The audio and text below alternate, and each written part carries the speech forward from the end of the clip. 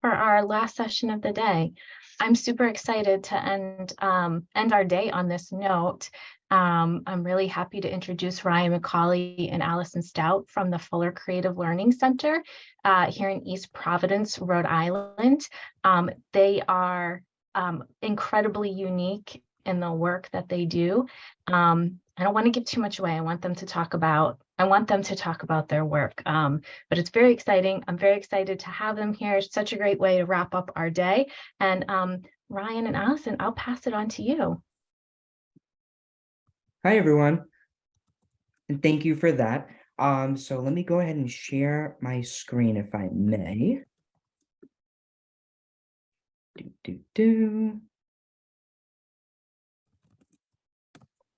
All right.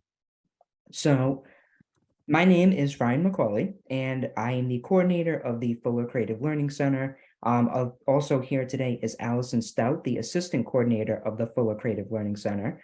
Like Danielle said, we are definitely a unique place.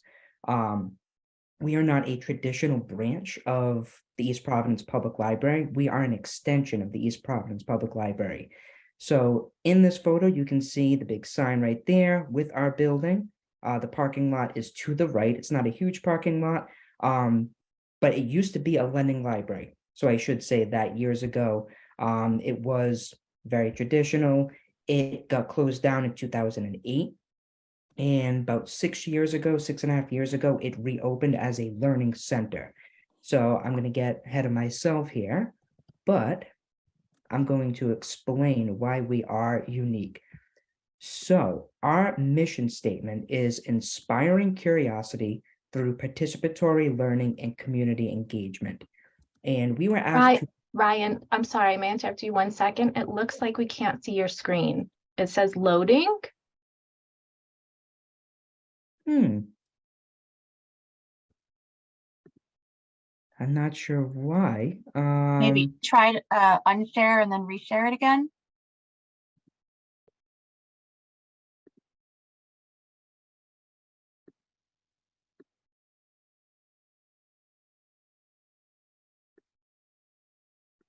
There we go. Is that good? It might not like the slideshow feature. Oh, no. Because I think it's like when you hit slideshow, that's when it goes blank. Okay, well, let's see. So feel free to keep it in. Yeah, there we go. We'll do that. All Thanks, right, sorry about that. No problem. All right. So once again, we are not a traditional library, but we have a lot of different services. Just getting out of the chat on my screen. There we go. So once again, my name is Ryan McCauley. I am the coordinator. Allison Stout, the assistant coordinator, is also here. We are the two full-time staff members there. Right now, we are also waiting to hire a part-time, hopefully down the road, another part-time employee to be totally fully staffed. And before I get into how we really connect with the community and the types of events that we do, I just wanted to go over some of the services that we offer. So some of these are actually really new, but this is the list of the most popular.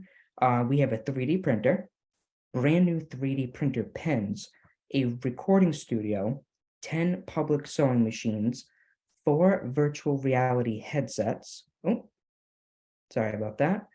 Public computers and Wi-Fi, and our community garden. I'm going to talk more about a couple of these, especially the community garden, later on in this presentation. But the meat and potatoes of this presentation is how do we connect to the community? The short answer is it can vary. I think the most popular way that we really connect is we make valiant efforts to try and actually engage verbally with the patrons that come in. We talk to patrons at the other locations, but especially the patrons that come into our events and programs, we make a point to talk to them and make them feel comfortable to talk to us, for better or worse, whether they really liked the program or maybe they thought if we changed this aspect, it could have been better. I know I take pride in making patrons feel comfortable or trying my best to, so that we get authentic feedback that way. A lot of times patrons just volunteer. We don't even have to engage.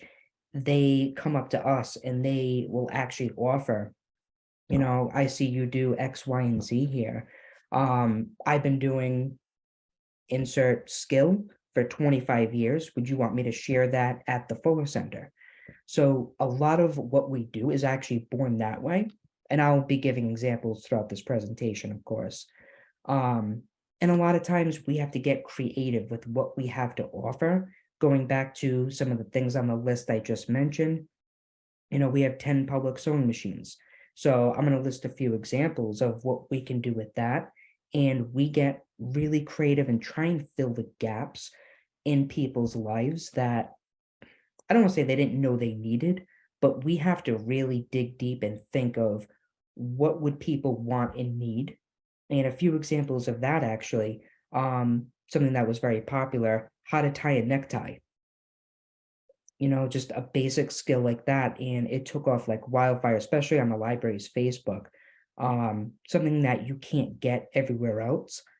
And then of course, we also coordinate with the other locations in East Providence, which would be Weaver Library and Riverside Library. And we tailor some of our programs and events to what is happening elsewhere. So one example I included here is that in April, we're focusing on Rhode Island themed programs and events. So there's a lot happening at Weaver and Riverside. So we're on board, of course. And what we're going to do is a Johnny Cake cooking demo. For those of you who don't know, that's a Rhode Island thing. If you don't know what a Johnny Cake is, it's like a corn muffin and a pancake combined. It's a Rhode Island thing, but we have access to a fully equipped kitchen as well, and we won a grant for the Charlie Cart, which is a kitchen on wheels. So we're able to do things like that, which helps fill those gaps that maybe a traditional library is unable to do. So one example, going back to the sewing machines, right now we have a block of the month program. And what that is, we had people, and again, this is paying attention to our patrons and what they're saying and how programs unfold. A lot of our sewing programs will fill up quickly, which is a great problem to have, nevertheless a problem. So what we did was actually create 2 different sessions. And the block of the month is where they meet once a month and make one 12 by 12 square. And then after 12 months, they have their own quilt. So a lot of what we have to offer, we do have to pay attention to and adapt. Again, a good problem to have, but we had hit a point, especially before COVID, where a lot of our things would fill up. So we had to look at how we ran and actually kind of restructure it and say, all right, can we offer 2 sessions? What would that look like? What would the registration process look like? Same thing with, actually, before I get into that, other sewing programs that we do. And Allison, I always say Allison's the sewing whiz. The sewing basics classes, a hand sewing class for kids, and even just a sewing machine 101 to get people feel comfortable. I think that in itself is something that Allison and I keep in mind when we're creating a calendar of events is, what do people need a little push for in their life? And a lot of people have a sewing machine or access to a sewing machine. They've always wanted to do something. And we do a lot of quote unquote 101 classes to give them that nudge and basically encourage people to take up that skill that they've always wanted to do.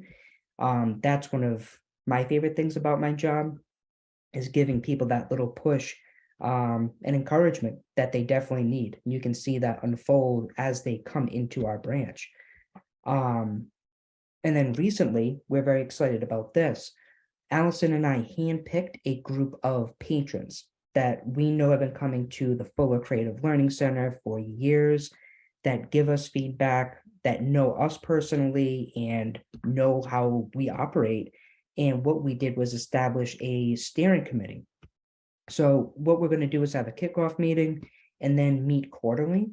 And all that is just to have a designated time to talk to patrons, for better or worse, open, true dialogue.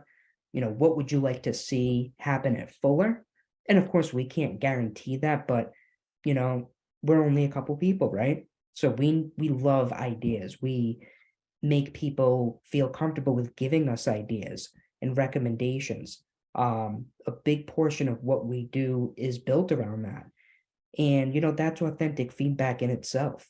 So this steering committee is just going to be, an hour and a half of hand-selected patrons that will give us, again, for better or worse, real authentic feedback on, what they want to see happen at Fuller. So there we go. Currently, I mentioned this in the very beginning, we're really excited about our community garden initiative. About 4 or 5 years ago, we won a grant and I contacted the city. I'm very fortunate. The city supports our library system in a big way. And I said, if I can give you the money, would you build us a bunch of raised beds? And they did.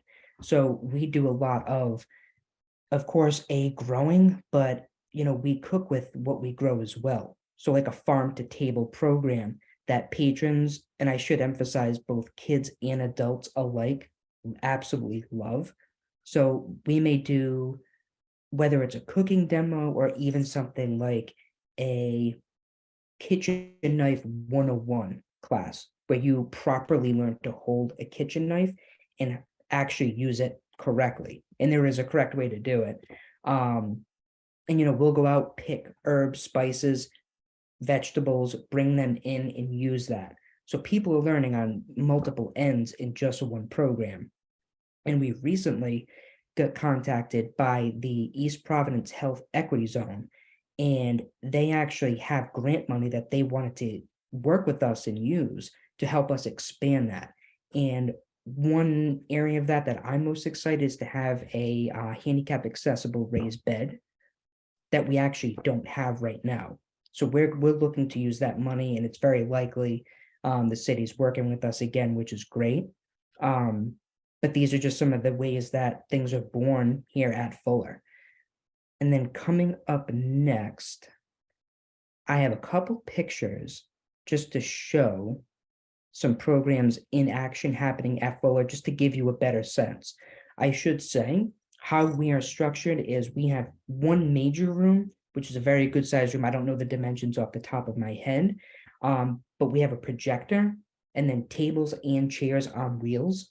So Allison and I transform that building multiple times a day, whether it's cooking and we have to transform it into an actual classroom. And then later on, it's a different type of event where we need tables along the walls, like sewing classes. It's important to know that Fuller keeps changing in that capacity. And we have a smaller room at the other end, which is basically the same thing. We transform that as well, but it's just smaller in size. And that doesn't account for our kitchen as well. So here are some pictures. So this is actually new. About 2 or 3 months old, we started doing an All Abilities monthly program, which has been great for adults with developmental disabilities. And anyone can join, but it's just something for anyone. All Abilities can come do. And you can see the projector right in the back there. And we put the tables in a U form so everyone can see the projector. And as I show you more pictures, you're going to see how it kind of transforms. So this is that smaller room, also with the projector right there. And then we have everyone working on their block of the month. This is in our kitchen. So this is a cooking class. This is a nearby chef, has been making Chinese food her whole life. And we got her to come in and make an authentic Chinese dish that she grew up with in Hong Kong. And people absolutely love it. And that's another really fun part of our job, is to see people that they may even come to Fuller more than once in a day, and they kind of shake their head in disbelief and say, I don't know where else I would learn how to sew. I could record a song or a podcast. and then learn how to cook all in the same day. So we try and cover all those bases, and we do. This is just our annual Halloween costume parade, but I included this. I know this is outside, but I thought this would be important to show because, when we have something like this, that we work with other departments and the city itself to make this happen, we will actually try and add on and offer what Fuller is best at and say, okay, you can come here earlier and get ready for your costume and make a costume if you want, and use the resources we have to build on a program happening. And this is an adult paint class, and you can see the tables in a totally different way. A community Earth Day cleanup. So kind of the same thing with the Halloween parade. We will kind of make other programs in addition to this. We try and focus on the hands-on learning, sharing a skill set. So something like this, we would do something before or after to kind of showcase what Fuller does. But that was a really big success. This was another success, the robotics class for kids last summer. And this was another one that filled up. But here's a closer look at the different robotics. So kids worked in teams, and we helped them. We gave them the tools necessary through kits, and let them make the robots that walked on their own. And then we actually had them race, which was really fun. Here's the community garden. And that's one of the 3 that we currently have. We're hoping to have at least 2 more. And then the Youth Fashion Creation Series. So we got a woman named Candace French, who was wonderful, to come in, and she's been working in fashion her whole life. She actually works currently at the Rhode Island School of Design.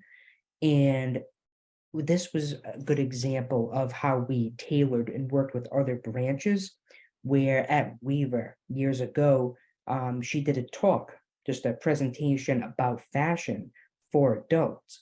And we said, okay, well, why don't we even promote that in itself and have her come here and do the hands-on workshop where they make something.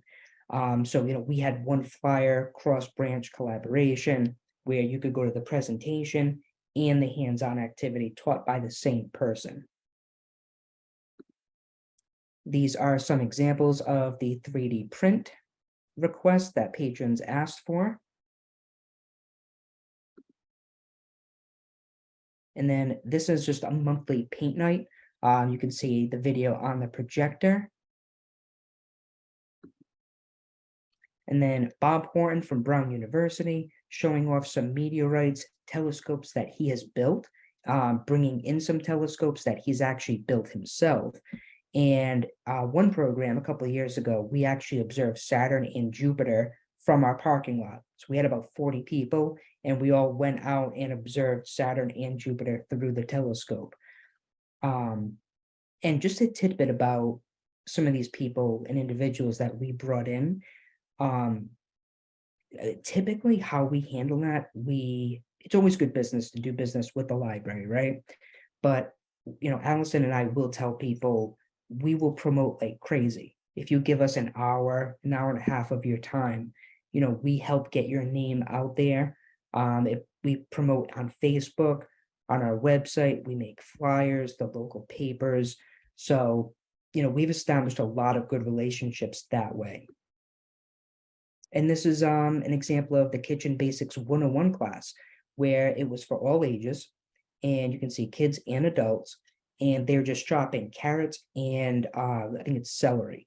But we watched a video and practice how to hold a kitchen knife correctly and cut correctly. So each and every day, we really do have a blast sharing these experiences, skill sets, memories, with kids of all ages, teens, adults of all ages. I have personally been there almost 7 years now. I came from the Johnston Library in, I think it's 2016. But I've been working with this community since, and it's been nothing but a pleasure. Um, I don't know. My next slide is going to be about questions. Allison, did I forget any? Oh, there you are. Okay, I see you on the right. Anything that you want to add or that maybe I forgot? Or should we just open it up to questions? I would say the only thing that I would add is the Halloween costume parade we do with the Kent Heights Neighborhood Association. So they do the costume parade, they set up, they say, oh, we're gonna meet at Fuller. And we just sort of build off of that. But other than that, Thank you. That's exactly right. And it's a good example of how Allison and I work with other city departments, the Kent Heights Neighborhood Association, EP Urban Forest, which is a nonprofit. So, we try and tap into anyone and everyone around us if they can offer something to our community. Allison and I pay attention to whether it was a hit. I definitely think most of the time it is. And I think our community, through feedback, emails, mouth to mouth, they've been clear that they appreciate a place like this that is full of resources where they can learn things that they wouldn't be able to normally learn elsewhere. But with that being said, I know we're a unique place and we have a couple minutes left. So if anyone has questions, please, by all means, you can unmute or type them in the chat. We have one question in the chat. Are our programs free, Ryan? Yes, yep, I just pulled that up now. Perfect. Oh, and somebody else had a telescope night. Awesome. Yes, all our programs are free. The one thing that once in a blue moon, Allison and I will ask is something like every year we do a pumpkin carving program, and we actually have an expert that comes in. He absolutely loves it, and he teaches people how to carve a pumpkin. And something like that will say, bring your own pumpkin, medium to large size. Even sewing, we've had so much fabric donated. Allison could tell you, if anyone needs fabric, we'll mail you some because we have please so take much. it. Yeah. Which again, great problem to have. But if somebody wants their own fabric, they can bring it. But as far as charging people, no, we don't charge people. Binoculars, you're so lucky to have a space. We really are.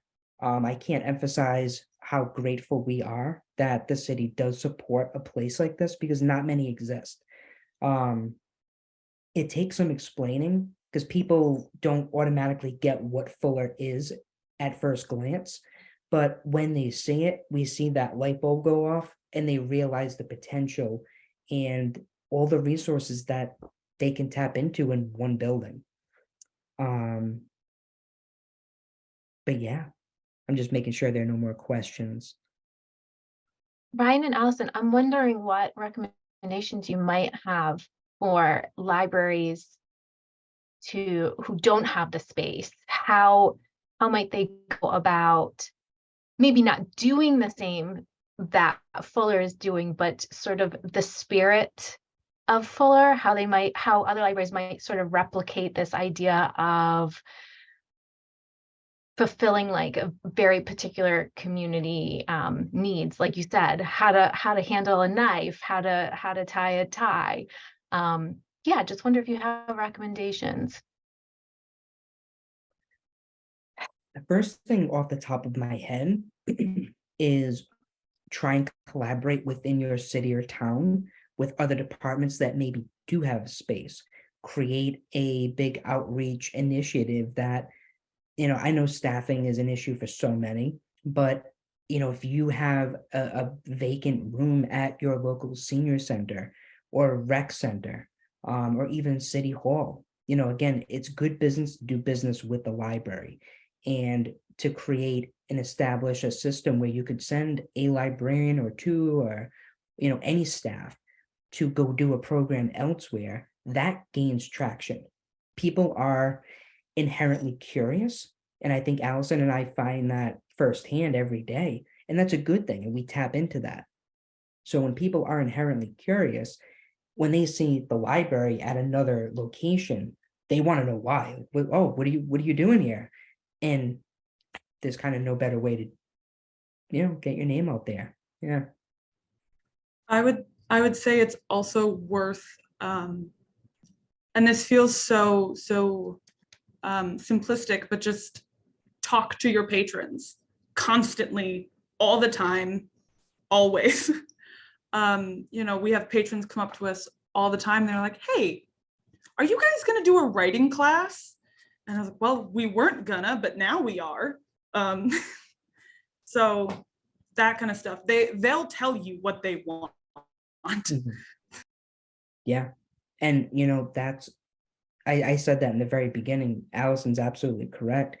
And it takes we make that effort where they feel comfortable because somebody makes this is actually a true story.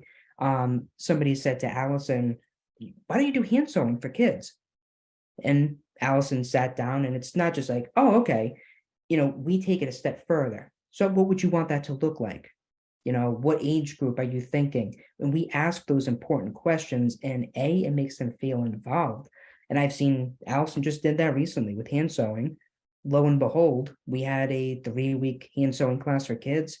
It was packed, everyone loved it, and it was brilliant.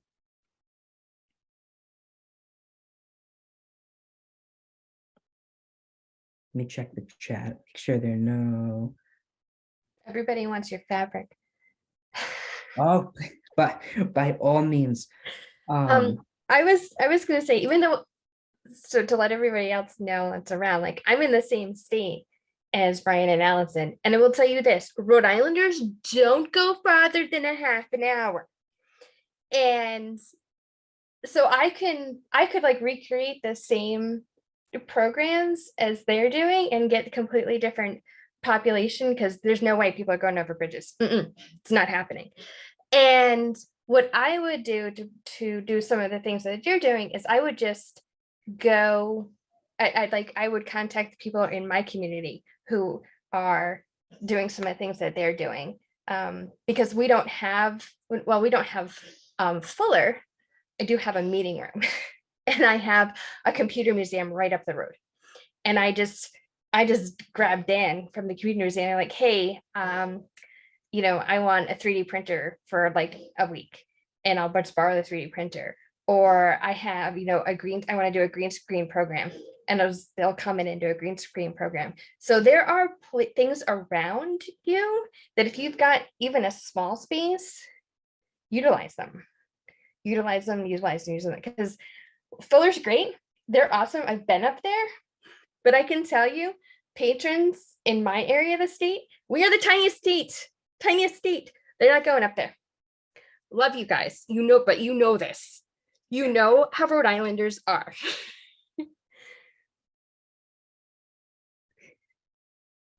Yeah, that Rhode Island mentality definitely exists. I will say I'm grateful. I do know for a fact people do come from other cities and towns to come to some of our programs. The vast majority is East Providence, of course. But we have heard enough where it caught my attention coming from Providence. I remember there was one that came from Gloucester, which is a 25-30 minute ride away. They must have packed a lunch. Oh yeah. Oh yeah. But and that does exist. And one thing I think to our advantage at Fuller, our location, because we are directly smack dab in between Riverside and Weaver, the two traditional libraries. And Allison and I can tell you, it's kind of funny. It's an ongoing joke. People will say, oh, well, I don't go all the way to Weaver. I'll come to here in Riverside, but I don't go to, Weaver, which is 4 minutes down the road, and vice versa. So I think we're just close enough to each one where we, get that core crew.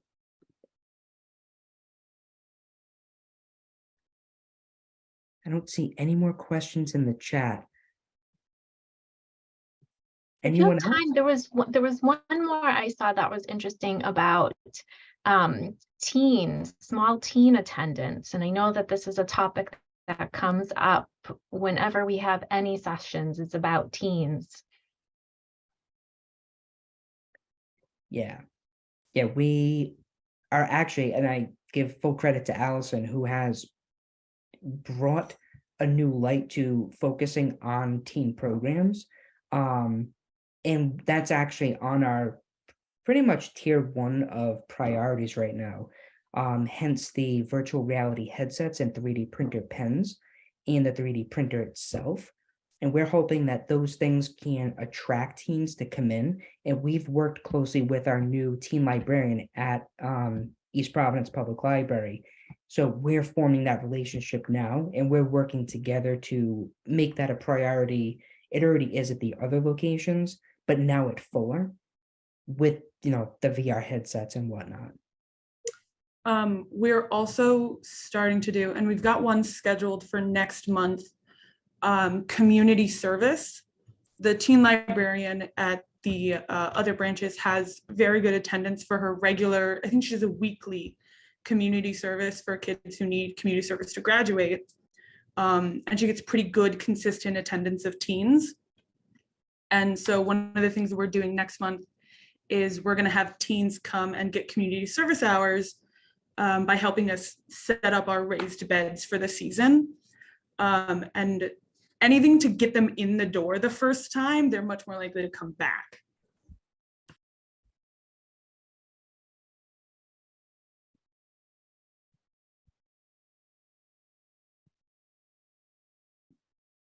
I'm sorry, what are you having the teens do for their community service hours? So they're going to help us start our raised beds for the season for our garden. So they're going to pull out weeds and what's the word I want? Aerate the dirt, I suppose, and plant some things and get that going. That's cool. And then I see a question. Have you done any virtual cooking classes? So yes, we have, not in the past year or so, but definitely during COVID, when everything was remote. We have, and we will still do virtual things. It depends. Some things are easier than others. Virtual cooking was kind of tricky, just in terms of moving the camera around. It's possible, but it's very involved. But I do want to actually offer that point. Another example of what Fuller does when COVID hit and everything was remote. Obviously we did virtual programs and we had to switch everything to Zoom, and our attendance was abysmal. No one was showing up. And we said, there's a bigger issue here. Long story short, we started running 2-3 times a week Zoom programs. How to work Zoom, how to tune into Zoom library programs. And we had north of 50 people at some of those. And by kind of holding their hand and walking people through how to access Zoom and attend a Zoom program, numbers skyrocketed.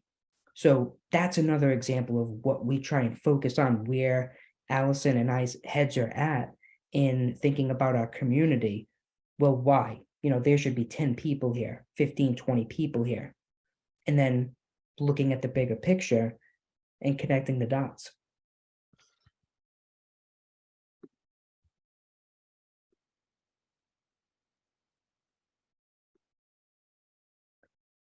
I don't see any more questions in the chat.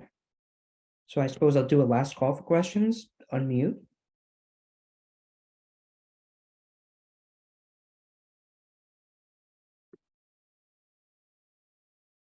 Well, thank you very much. I appreciate being here today and sharing what Fuller does. Again, like Danielle said, we certainly are a unique space. Allison and I work hard to connect with our community and instill trust in our community. And I think we do that. So thank you for letting us share what we do. Thank you so much, Ryan and Allison.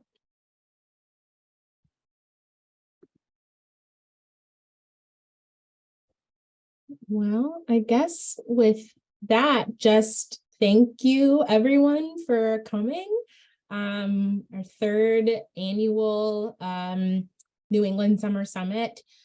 Just a reminder to everyone, give us about 7 to 10-ish business days to get all of these recordings set. We have to download them and then re-upload them, and we turn the captions on within YouTube and things like that. So the recordings are going to come. Just give us a little bit of time for that. We're really going to ask that folks fill out. Yeah, thank you, Danielle. Fill out the evaluation survey. We hold a completely separate meeting after these events are over to go through the evaluation surveys to make sure that we can provide the best services that we can going forward. We really do make decisions about what sessions to bring in and sort of what activities to do based off of what y'all tell us you need. So I like to say in Connecticut, help us help you, or we'll just make some stuff up. So yep, I put my email in here. But this was great.